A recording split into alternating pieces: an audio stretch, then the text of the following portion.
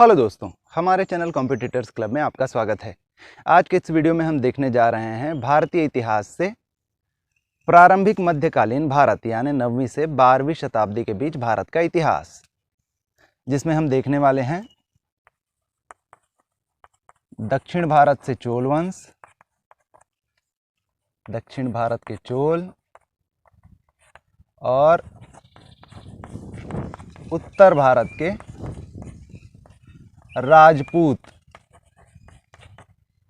राजपूत वंशों के बारे में, जिसमें हैं गुर्जर प्रतिहार वंश,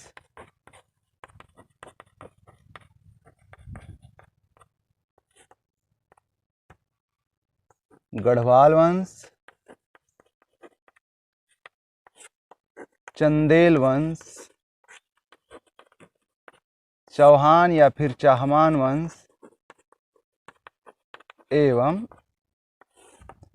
परमार वंश। इसके अलावा हम देखेंगे अरबों का आक्रमण,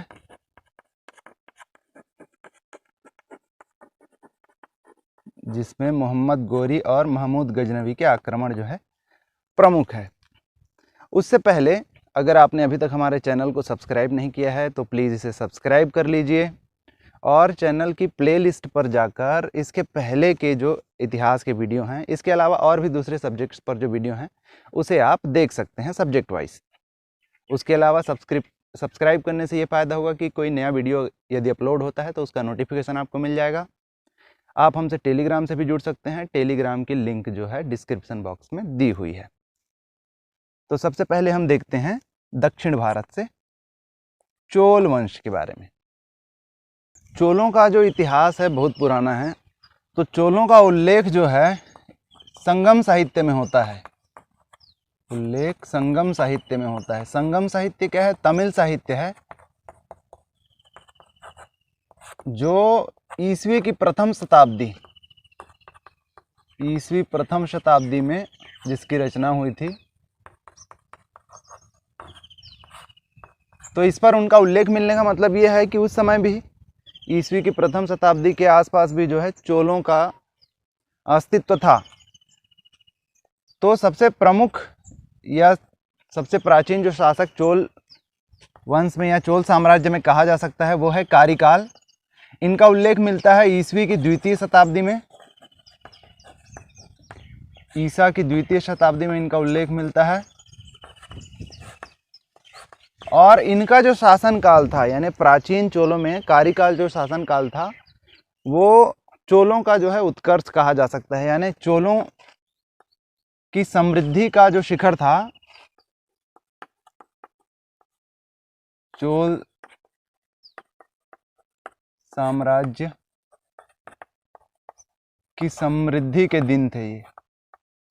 उस समय चोल साम्राज्य की समृद्धि जो है अपने शिखर पर थी, अपने पीक पर थी कारिकाल के साम्राज्य में।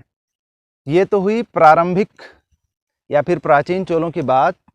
उसके पश्चात क्या हुआ कि दक्षिण भारत में पल्लव, जिनके बारे में हम पिछले क्लास में पढ़ चुके हैं, जिसमें हमने वर्धन वंश के बारे में पढ़ा था, पल्लवों के बारे में पढ़ा था और चालुक्यों के बारे में पढ़ा था।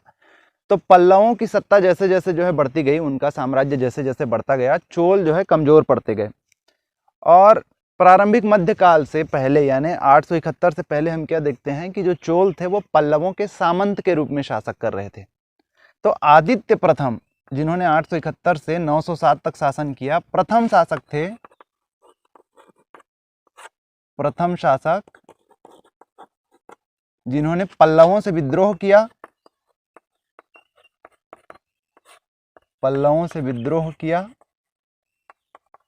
और स्वतंत्र शासक बने। इसके पहले, इसके पूर्व जो भी चोल शासक थे वो पल्लवों के सामंत के रूप में काम कर रहे थे। अगले महत्वपूर्ण शासक हैं परांतक प्रथम, जो आदित्य प्रथम के बाद शासक बने। 1907 से 1955 इन्होंने शासन किया। महत्वपूर्ण तथ्य इनके बारे में क्या है कि इन्होंने मदुरै को जीता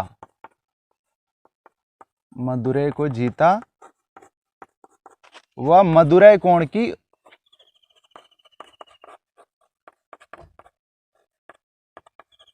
उपाधि ग्रहण की, मधुरै कोंड या फिर मधुरै कोंड की उपाधि ग्रहण की। इस चोल साम्राज्य के, इस चोल वंश के सबसे जो प्रतापी शासक हैं वो हैं राजराज प्रथम। इनका शासनकाल था 985 से 1014 ईस्वी तक। 955 से 985 ईस्वी के बीच जो 30 साल का कार्यकाल जो समय है वो चोल साम्राज्यों की अवनति का समय था। चोल साम्राज्य उस समय जो है कमजोर पड़ गया था। राजराज प्रथम ने उस साम्राज्य को फिर से पुनर्स्थापित किया। तो इस यानी चोलों के सबसे प्रतापी सम्राट हुए राजराज प्रथम। बहुत सारी विजयें इन्होंने प्राप्त की। आसपास के बहुत सारे साम्राज्य पर इन्होंने आक्रमण किया। विदेश की अगर हम बात करें तो श्रीलंका पर भी आक्रमण किया, और श्रीलंका पे इनका बनाया हुआ शिव मंदिर आज भी, यानी उसके उल्लेख आज भी मिलते हैं। तो चोलों के सबसे प्रतापी सम्राट थे राजराज प्रथम। अपने साम्राज्य का विस्तार किया। इनकी महानता के कारण ही इन्हें राजराज महान भी कहा जाता है। राजराज महान भी कहा जाता है।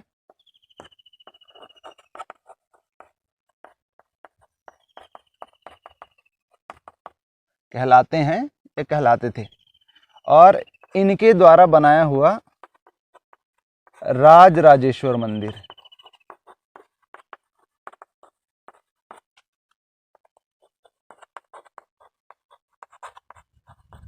तो राजराजेश्वर मंदिर का निर्माण जो है राजराज प्रथम ने करवाया था। इंपॉर्टेंट बिंदु है, याद रखिए।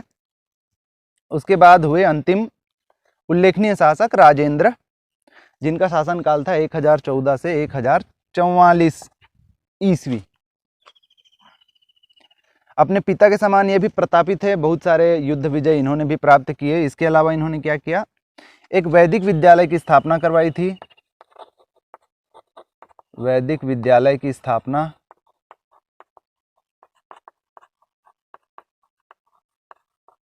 और इसके कारण जो है इन्हें पंडित चोल के नाम से भी जाना जाता है। पंडित चोल।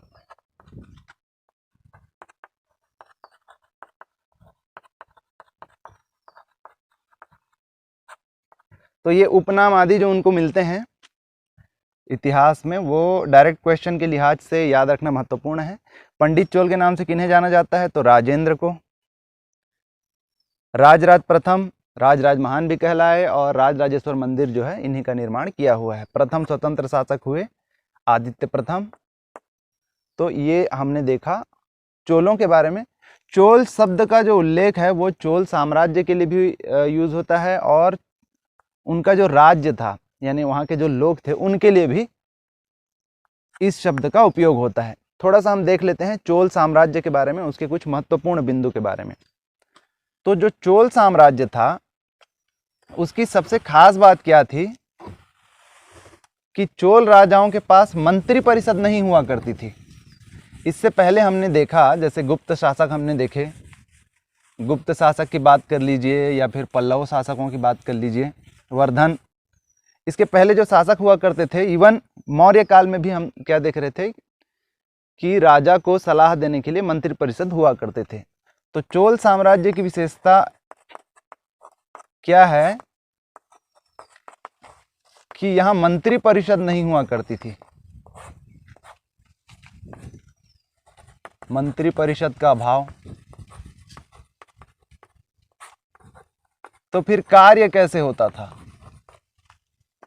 चोल साम्राज्य में जो है ब्यूरोक्रेसी या नौकरशाही की उत्तम व्यवस्था थी।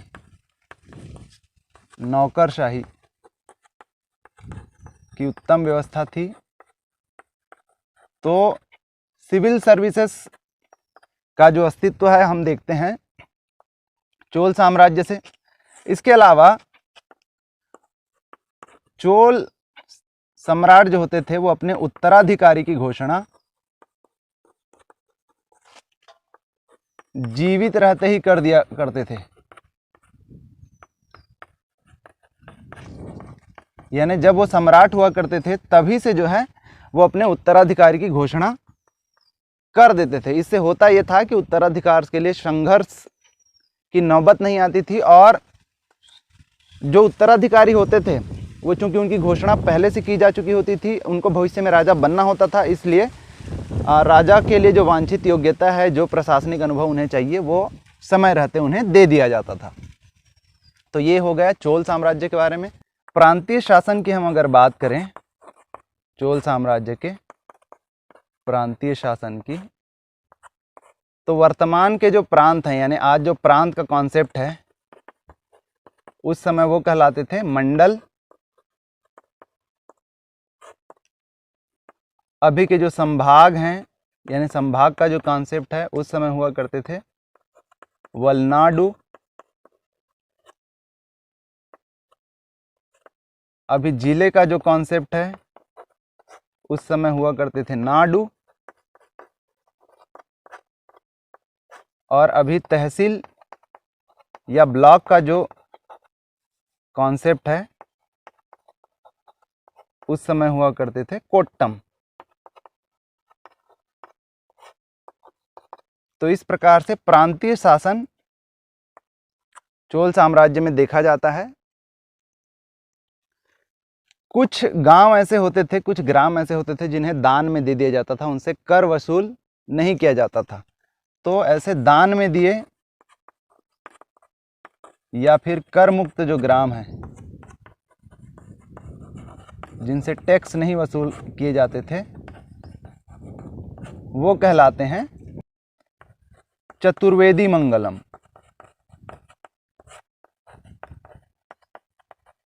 इंपॉर्टेंट पॉइंट है, चतुर्वेदी मंगलम से तात्पर्य, तो दान में दिए हुए जिन पर टैक्स नहीं लगता है, विद्वानों को अक्सर दान में, पंडितों को जो है दे दिए जाते थे राजाओं के द्वारा, तो दान में दिए कर मुक्त ग्राम कहलाते हैं चतुर्वेदी मंगलम। ये तो हुई चोल वंश के बारे में। अब हम देख लेते हैं उत्तर भारत के राजपूत वंशों के बारे में। उत्तर भारत के राजपूत वंशों में सबसे पहला वंश हम ले रहे हैं गुर्जर प्रतिहार वंश। इस वंश के जो संस्थापक कहे जाते हैं वो है नागभट्ट प्रथम। लगभग 8वीं शताब्दी ईस्वी में इन्होंने इस वंश की जो है स्थापना की। उसके बाद कुछ महत्वपूर्ण शासकों का ही हम यहाँ पर देखेंगे। तो जब हम कहते हैं महत्वपूर्ण शासक, वो दो अर्थ में लिए जा सकते हैं। पहला कि शासक बहुत सारे हुए हैं, परंतु उनके नाम, उनके जो नाम हैं वो उनके कामों की वजह से जाने जाते हैं, तो उनने कुछ ऐसा उल्लेखनीय किया हो जिसके कारण उन्हें महत्वपूर्ण कहा जाए। और दूसरा जो महत्वपूर्ण हम कह रहे हैं वो हमारे लिहाज से है, यानी परीक्षा की दृष्टि से कौन शासक हमारे लिए महत्वपूर्ण है उस दृष्टि से। तो नागभट्ट द्वितीय फिर हुए 800 ईसा पूर्व से, माफ कीजिए 800 ईस्वी से 833 ईस्वी के बीच। महत्वपूर्ण कार्य इनके शासनकाल का क्या है कि राजधानी को ये अपने उज्जैन से कन्नौज लेके गए। तो ऐसे कुछ ऐतिहासिक घटनाएं जो है उनके शासकों के नाम से याद की जाती है। जैसे सीधा प्रश्न पूछ सकता है कि गुर्जर प्रतिहार वंश के किस शासक ने अपनी राजधानी उज्जैन से कन्नौज शिफ्ट की, तो वो है नागभट्ट द्वितीय। फिर अगले हैं राजा मिहिर भोज। मिहिर भोज इस वंश के सबसे प्रतापी शासक हैं। वंश के सबसे प्रतापी शासक हैं।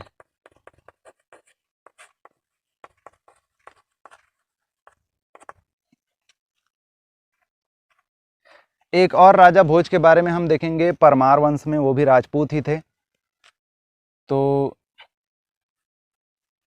आप मुझे कमेंट बॉक्स में बताइए कि ये जो कहावत है, कहाँ राजा भोज कहाँ गंगू तेली, वो राजा भोज प्रतिहार वंश के थे या फिर परमार वंश के। अगले शासक हुए महेंद्रपाल, जिनका शासन रहा 885 से 910 ईस्वी के बीच में। प्रतापी ये भी थे, परंतु इनको याद किया जाता है अपने दरबार में दरबारी विद्वानों के कारण। इनके दरबार में जो विद्वान थे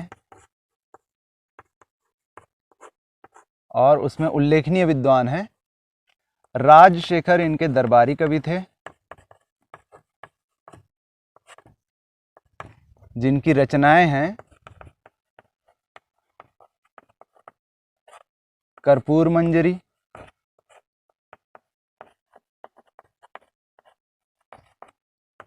बाल रामायण व विठसाल भंजिका।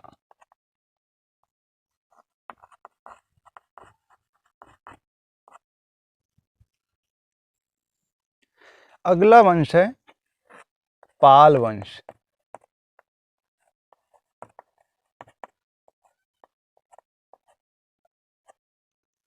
इस वंश के शासकों से संबंधित कोई महत्वपूर्ण घटना बताने लायक नहीं है, बस इतना याद रखिए कि पाल वंश जो है वो बंगाल में था और बंगाल के इतिहास में इस वंश का जो है बहुत महत्वपूर्ण स्थान है। एक चीज, दूसरा चीज ये भी याद रखिएगा कि जहाँ पर हम देखते हैं कि बाकी जो राजपूत वंश हैं वो ब्राह्मण धर्म का पालन करते थे, पाल वंश के जो शासक थे वो बौद्ध धर्म के अनुयायी थे, बौद्ध धर्म के अनुयायी।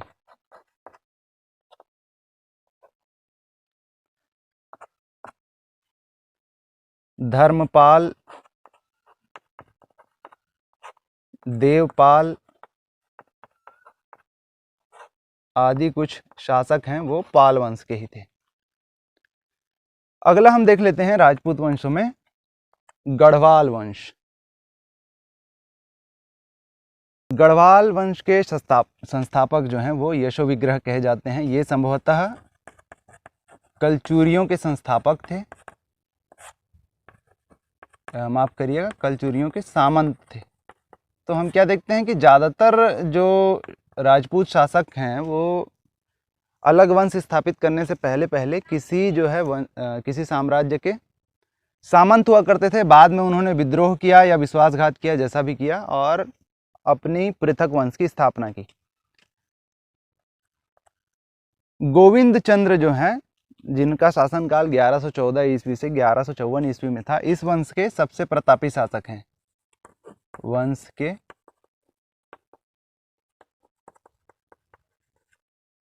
प्रतापी शासक हैं। इनके शासनकाल की प्रमुख घटनाओं की अगर हम बात करें इनके शासनकाल की, तो मुसलमान सेनापति हम्मीर का आक्रमण प्रमुख है। हम्मीर का आक्रमण, आपकी जानकारी के लिए बता दें कि भारत में जो है अरब आक्रमण है वो 6वीं शताब्दी से ही प्रारंभ हो गया था, और अभी जो इतिहास की हम बात कर रहे हैं वो 12वीं शताब्दी की बात कर रहे हैं। तो मुसलमान सेनापति हम्मीर का आक्रमण हुआ था। उसने क्या किया था कि गोविंद चंद्र के पिता मदन पाल को बंदी बना लिया था। तो उनको बंदी से छुड़ाने के लिए गोविंद चंद्र के साथ जो है हम्मीर का मुकाबला हुआ। हालांकि गोविंद चंद्र जो है इसमें विजयी रहे। उसके बाद अगले शासक थे विजय चंद्र, इनके बारे में बताने को कुछ खास नहीं है। गढ़वाल वंश से चर्चित नाम जो है वो है जयचंद्र का। इनका उल्लेख जो है अक्सर पृथ्वीराज तृतीय के साथ किया जाता है। चंद्रबरदाई की जो कविता है पृथ्वीराज रासो, उसमें इनका उल्लेख मिलता है। तो जयचंद जो है वो गढ़वाल वंश के अंतिम प्रतापी शासक हैं। अंतिम प्रतापी शासक।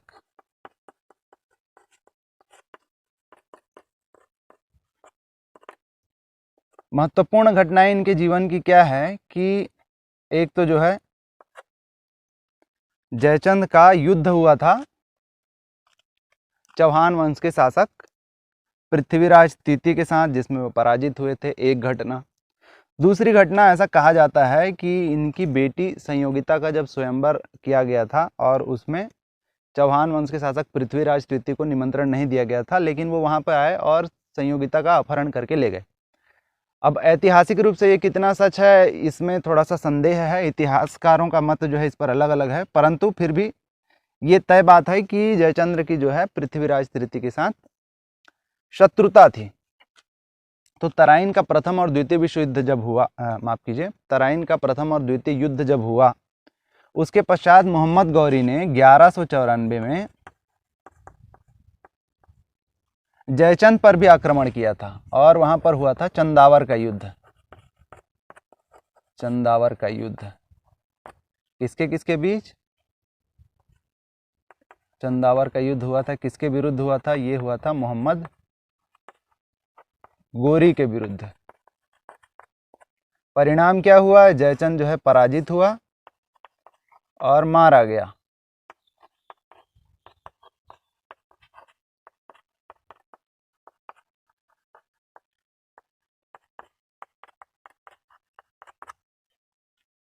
और इस प्रकार जो है गढ़वाल वंश का पतन हो गया।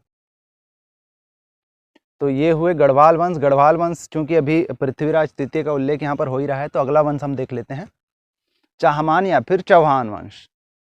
चौहान वंश के संस्थापक जो थे वो वासुदेव थे। 551 ईस्वी में उन्होंने इस वंश की स्थापना की थी। इनके पश्चात के शासकों ने प्रतिहारों के सामंत के रूप में शासन किया था। तो हम क्या देख रहे हैं कि ज़्यादातर जो राजपूत शासक थे वो पहले किसी न किसी साम्राज्य के सामंत थे। विद्रोह करके या फिर राजद्रोह करके, जैसा भी आप कहें, इन्होंने खुद को स्वतंत्र कर लिया और फिर बाद में अपने वंश जो है इन्होंने स्थापित किए। तो चौहान वंश में इतिहास में जिन्होंने सबसे ज़्यादा नाम कमाया वो शासक हैं पृथ्वीराज तृतीय। इनको हम सामान्यतः पृथ्वीराज के नाम से भी जानते हैं। इनके शासनकाल में प्रमुख घटनाओं में पहला है तराइन का प्रथम युद्ध। तराइन का प्रथम युद्ध, ये घटना है 1191 की। महत्वपूर्ण है किनके किनके बीच? तो ये हुआ था मोहम्मद गोरी के विरुद्ध,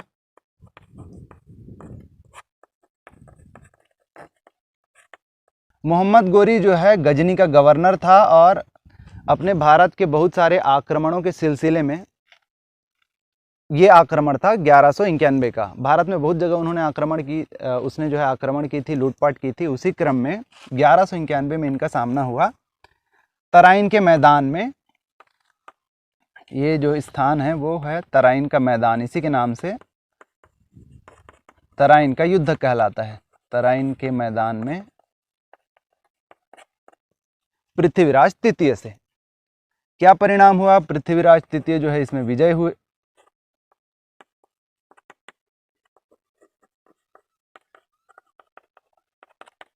पृथ्वीराज तृतीय की इसमें विजय हुई।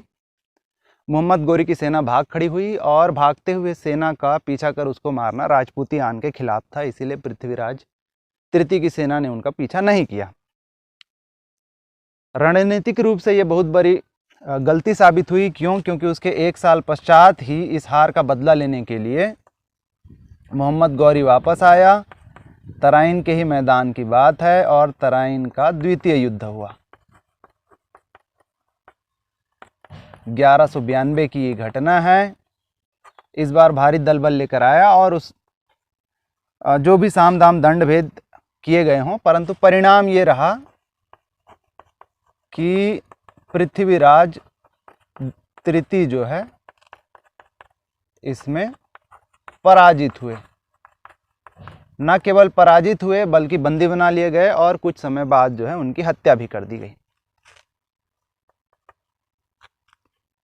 पृथ्वीराज तृतीय के दरबार में जो है चंदबरदाई नाम के कवि थे। चंदबरदाई, इनकी रचित पृथ्वीराज रासो में इन सब घटनाओं का उल्लेख है। हालांकि ये दरबारी कवि होने के कारण उल्लेख जो है थोड़ा सा बढ़ चढ़ कर भी है। कुछ कुछ जगहों पर ऐसा बताया जाता है कि पृथ्वीराज और मोहम्मद गौरी के बीच जो है 7 लड़ाइयाँ हुई, कई जगह कहा जाता है 17 लड़ाइयाँ हुई, पर ऐतिहासिक रूप से ये सच नहीं है। सिर्फ 2 लड़ाइयाँ हुई थी। तराइन का पहला युद्ध, दूसरा, पहले में पृथ्वीराज तृतीय विजय हुए थे और दूसरे में पराजित हो गए थे। तो ये तो हो गए चौहान वंश के बारे में। चौहान वंश के बाद हम देख लेते हैं अगला चंदेल वंश। तो चंदेल वंश के जो संस्थापक हैं वो नन्नुक कहे जाते हैं। इनका जो मूल स्थान था, चंदेलों का मूल स्थान, वो कालंजर, खजुराहो,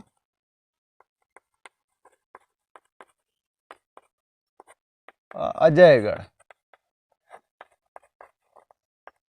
ये था। तो ये खजुराहो ध्यान रखिएगा, ये सीधे सीधे सम्मिलित हैं चंदेल वंश से। तो इनके संस्थापक थे नन्नुक। महत्वपूर्ण राजाओं की अगर हम बात करें तो पहले नंबर पर हैं यशोवर्मा, जिनका शासनकाल 930 से 950 ईस्वी में था। 20 साल इन्होंने शासन किया। बहुत सारी विजयें प्राप्त की। लगभग जितने महत्वपूर्ण राजपूत राजाओं की हम बात कर रहे हैं, क्योंकि लड़ाके थे, बहुत सारी लड़ाइयाँ लड़ते थे, बहुत सारे जीतते भी थे, बहुत सारे हारते भी थे, तो बहुत सारी विजय इन्होंने प्राप्त किए। महत्वपूर्ण घटना की अगर हम बात करें यशोवर्मा की, तो खजुराहो मंदिर का निर्माण प्रारंभ करवाया इन्होंने। खजुराहो मंदिर का निर्माण प्रारंभ करवाया था, पूर्ण नहीं हुआ था इनके समय में। किन्ने? यशोवर्मा ने।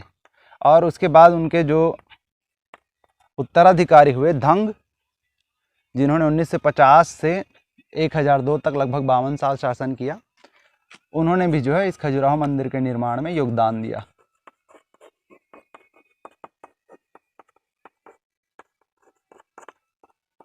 तो चंदेल वंश की जब हम बात करेंगे तो सीधे सीधे सम्मिलित होंगे वो खजुराहो से। खजुराहो मंदिर का निर्माण चंदेल, राजा यशोवर्मा और धंग, ये दो नाम जो है आप याद रखिएगा। चंदेल वंश के बाद हम देख लेते हैं परमार वंश की। परमार वंश, इस वंश के संस्थापक थे उपेंद्र राज, जिनका कार्यकाल 790 से 817 ईस्वी था। इस वंश के प्रथम शक्तिशाली शासक हुए मुंजराज। तो मुंजराज के जो पिता थे उन्होंने इनको अडॉप्ट किया था, यानी उनकी कोई संतान नहीं थी। ऐसा माना जाता है कि मुंजराज उन्हें मुंज नाम की जो घास होती है, मुंज जो है एक घास होती है, तो उस घास पर जो है इन्हें मिले थे, इसलिए इनका नाम जो है मुंजराज पड़ा। इस वंश के प्रथम प्रतापी शासक थे। मुंज सागर का निर्माण इन्होंने करवाया था। मुंज सागर का निर्माण।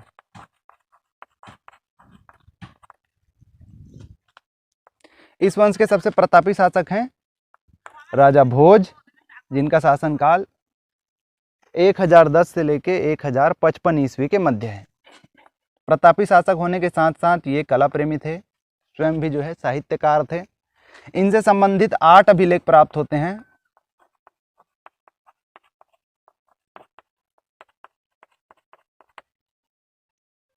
राजा भोज से संबंधित 8 अभिलेख प्राप्त होते हैं। भोजपुर नामक नगर की स्थापना की थी। नगर की स्थापना। इसके अलावा इन्होंने कुछ साहित्य भी रचे थे, जिनमें श्रृंगार मंजरी और कुर्म शतक प्रमुख हैं। ये साहित्य है राजा भोज द्वारा रचित।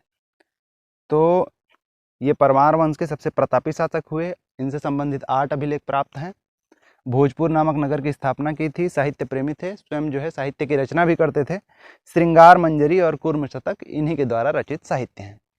तो ये हमने देखे राजपूत वंशों के बारे में।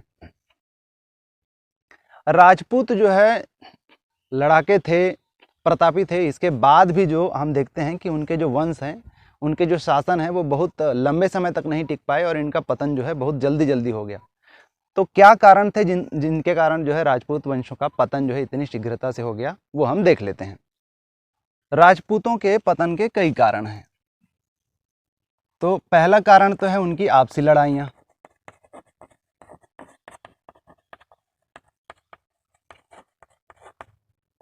राजपूत साम्राज्य छोटे छोटे थे, वो आपस में ही लड़ते रहते थे। तो इस तरीके से जो है सैनिक की हानि और उनके संसाधनों की हानि बराबर जो है होते रहती थी। उसके अलावा इनके पास स्थायी सेना का अभाव था। स्थायी सेना का अभाव था।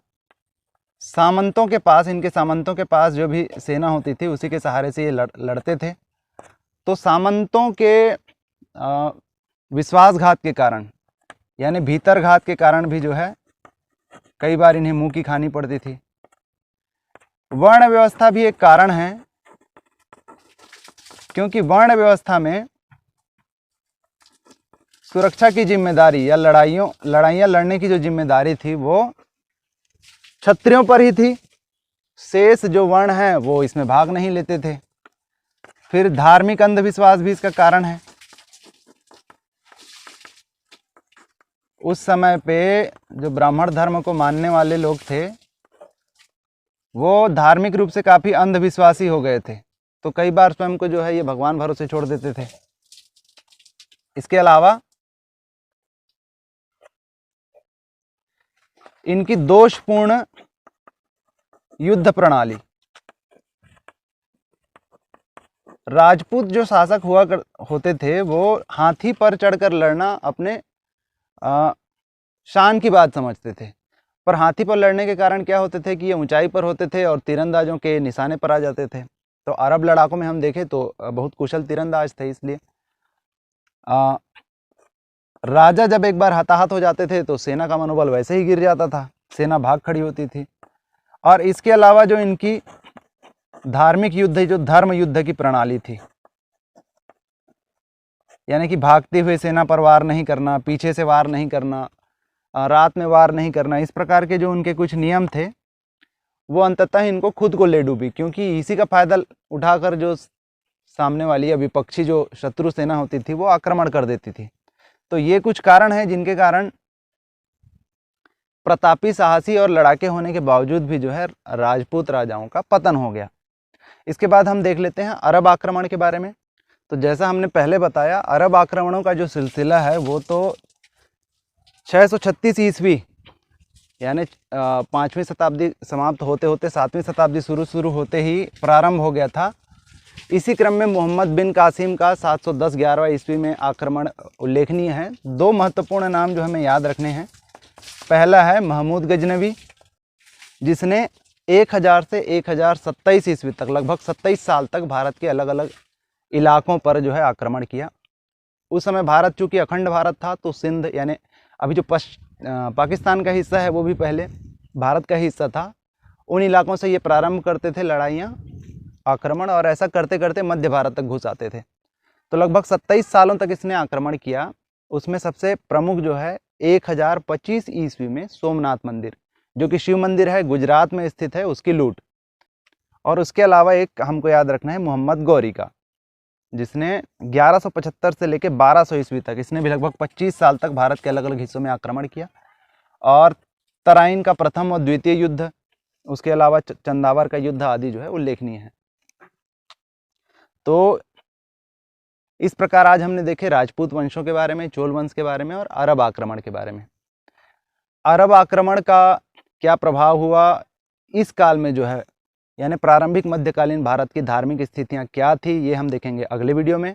आज के वीडियो में फिलहाल इतना ही। होप ये आपको पसंद आया होगा। इसे लाइक करिए, शेयर करिए और हमारे चैनल कॉम्पिटिटर्स क्लब को सब्सक्राइब करिए। Thank you.